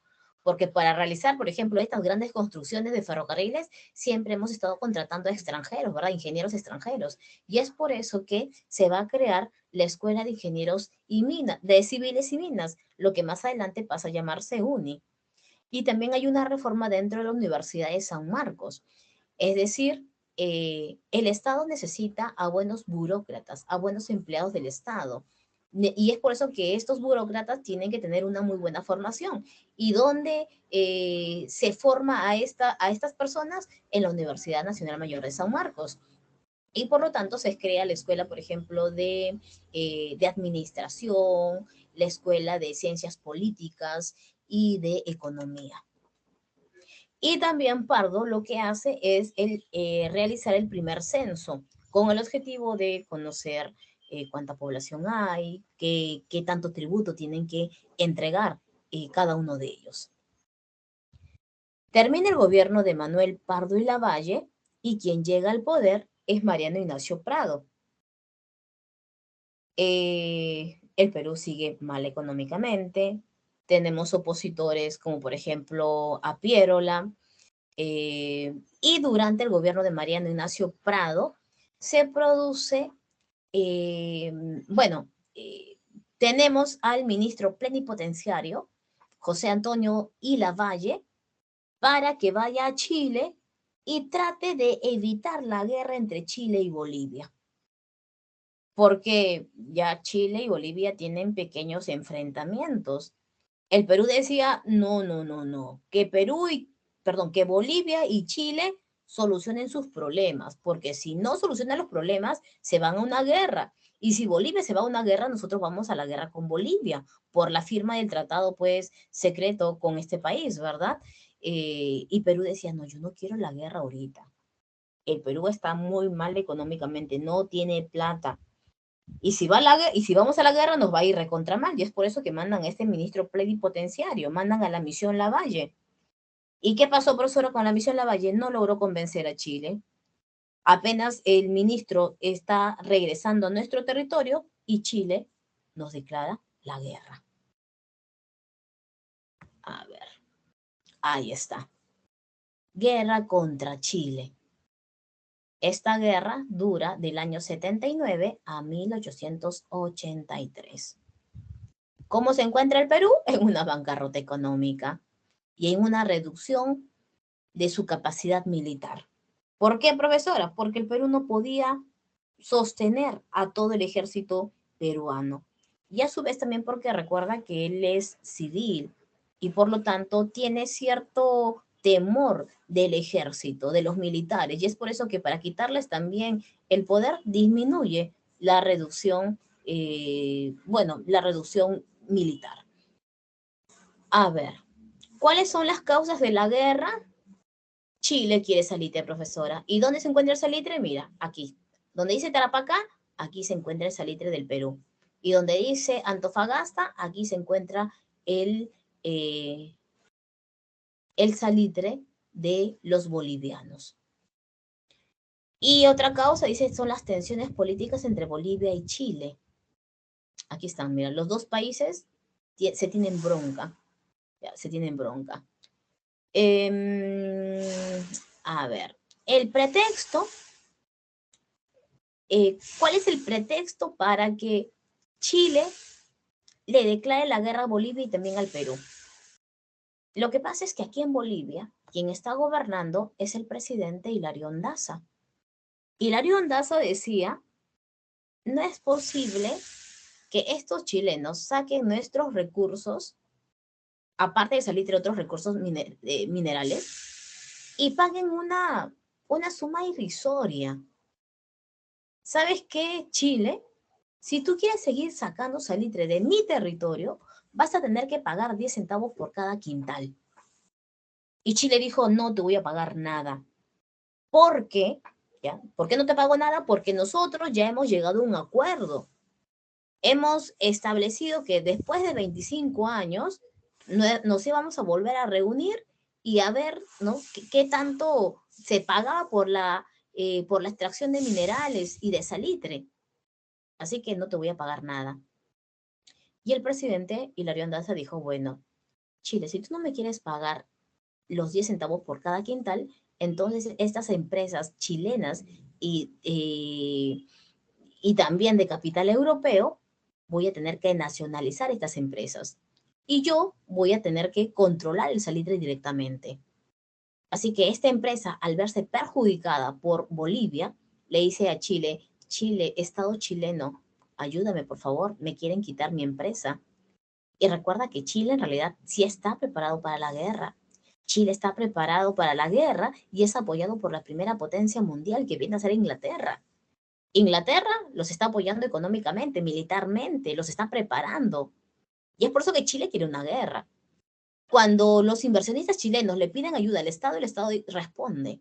¿De qué manera? Manda un ejército en un pequeño barco hasta Antofagasta y toman Antofagasta.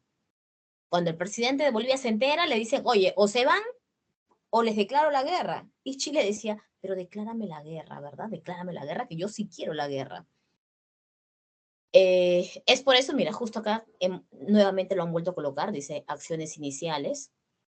Chile invadió militarmente Bolivia, fracaso de la misión Lavalle. ¿Te acuerdas cuando mandaron a Antonio Lavalle? Él trató de ir a conversar con el Congreso, por favor, Congreso de Chile, ¿cómo se van a pelear si ustedes son países hermanos? Nada que países hermanos. Nos hemos enterado que Perú y Bolivia han firmado un tratado para atacarnos y por lo tanto ya Lavalle no sabía qué decir. Así que Lavalle apenas se retira, apenas Chile nos declara la guerra. Ahí está. A ver. Vamos a ver el desarrollo de la guerra, chicos.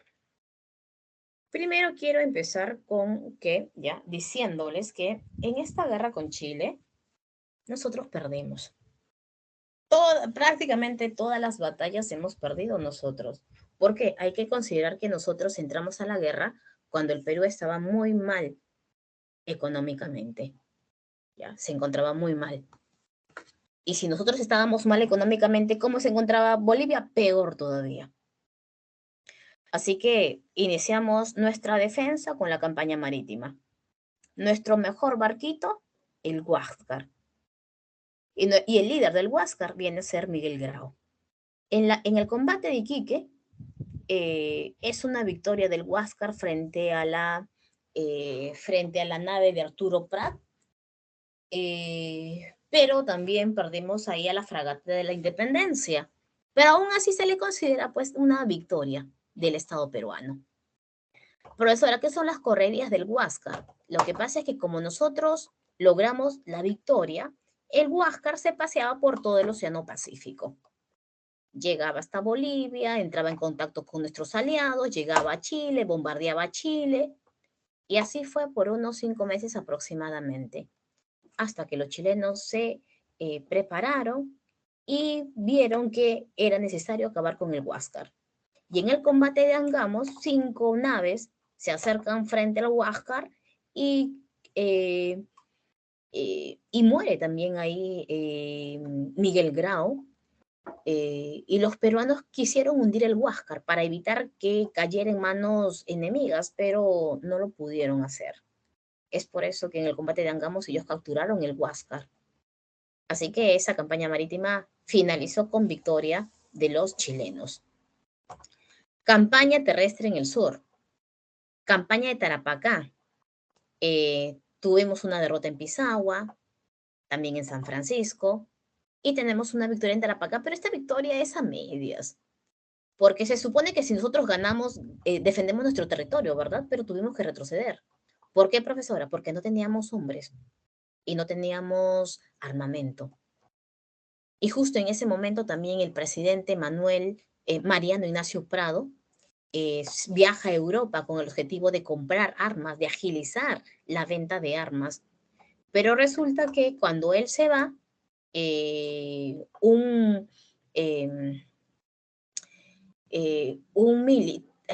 Pierola le da golpe de Estado. Campaña de Tacna, sigue habiendo derrotas, derrota del Alto de la Alianza. Es la primera vez donde el ejército peruano y boliviano pelean juntos contra Chile. ¿Y qué pasó? Nos derrotaron. Y al derrotarnos, Bolivia se retiró de la guerra, ya no peleó nunca más con nosotros. Tenemos la batalla de Arica también, que va a ser dirigida por Francisco Bolognesi, pero también que va a ser derrotada. Consecuencia de esta campaña terrestre en el sur, Chile controla todo el sur salitrero. Y ahora se está preparando para llegar a Lima. Quien está gobernando es Pierola, y Pierola decía, voy a defender la entrada a Lima. Y es por eso que establece las líneas defensivas de San Juan y Miraflores, pero los chilenos derrotan esas líneas defensivas. Y Pierola escapa, se va a Ayacucho. Y en Lima eligen a un nuevo presidente. Es este hombre que está por acá, Francisco García Calderón. A él lo eligen para que llegue a un acuerdo con los chilenos. Chile, ya pues, la paz. Chile decía, ya, yo también quiero la paz. Perfecto, todos queremos la paz. Y Chile decía, quiero la paz siempre y cuando ustedes me entreguen cesión territorial. Y el Perú decía, no, territorio no te puedo entregar. Te puedo entregar una indemnización de guerra, pero territorio no. Y por lo tanto fracasó las negociaciones entre el presidente Francisco García Calderón y Chile. Y a él se lo llevaron prisionero. Los chilenos han tomado Lima, pero en la Sierra Central tenemos una resistencia por parte de Andrés Avelino Cáceres. Y tenemos victorias también. ¿Por qué, profesora? Porque Cáceres decía, nosotros tenemos que resistir, hay que luchar contra los chilenos. Y él, apoyado por con los montoneras, vamos a tener varias pequeñas victorias. La batalla de Sancrar, Pucará, Marcavalle y también Concepción. En el norte también hay victorias, por ejemplo, en la batalla de San Pablo. Pero es Miguel Iglesias quien, a través del grito de Montán, le dice a Chile, Chile, ¿quieres paz? Yo te doy paz. ¿Quieres cesión territorial? Yo te entrego territorio. Y la última derrota de Cáceres es la batalla de Huamachuco. Y por lo tanto, Miguel Iglesias es reconocido como presidente provisorio y durante su gobierno se firma el famoso Tratado de Ancón. ¿Qué dice el Tratado de Ancón? Que perdimos definitivamente Tarapacá, que Tacna y Arica van a pasar a manos de Chile por 10 años. Y aparte de ello, tenemos que entregar 1 millón de toneladas de guano. Y claro, ¿no? Pagar también una indemnización de guerra. Es decir, ¿qué pasa, profesora, después de la guerra con Chile? Tenemos una crisis económica. Todo nuestro aparato productivo destruido. Las haciendas azucareras quemadas. Sociales, enfrentamientos entre campesinos y hacendados. Y políticas, se va a fortalecer el caudillismo militar. Y es por eso que para la segunda clase, ya nosotros, para la siguiente clase, vamos a hablar del segundo militarismo y también de la reconstrucción nacional. A ver, chicos, por favor, anoten una vez. Profesora, disculpe. Enano. Primero anoten. Número 1, enano. Número 2, besito. Número 3, dado. Número 4, dado. Y número 5, besito. Ya, dime. Profesora, disculpe, ¿quién había terminado como presidente provisorio después de en la guerra? O sea, después, al final. Miguel Iglesias. Miguel Iglesias. Durante el gobierno de Miguel Iglesias se firma el famoso Tratado de Ancón. Bueno, chicos, ahora sí Muchas me gracias, profesora. despido. Cuídense. Ya ahora en la tarde, mañana, voy a tener que mandar a arreglar mi computadora, que hasta ahora no funciona, no prende. Chicos, nos vemos. Cuídense. Hasta la próxima semana. Gracias por todo. Chao, profesora, cuídese. Muchas gracias. Gracias. Muchas gracias, Miss. Cuídese. Chao, cuídate.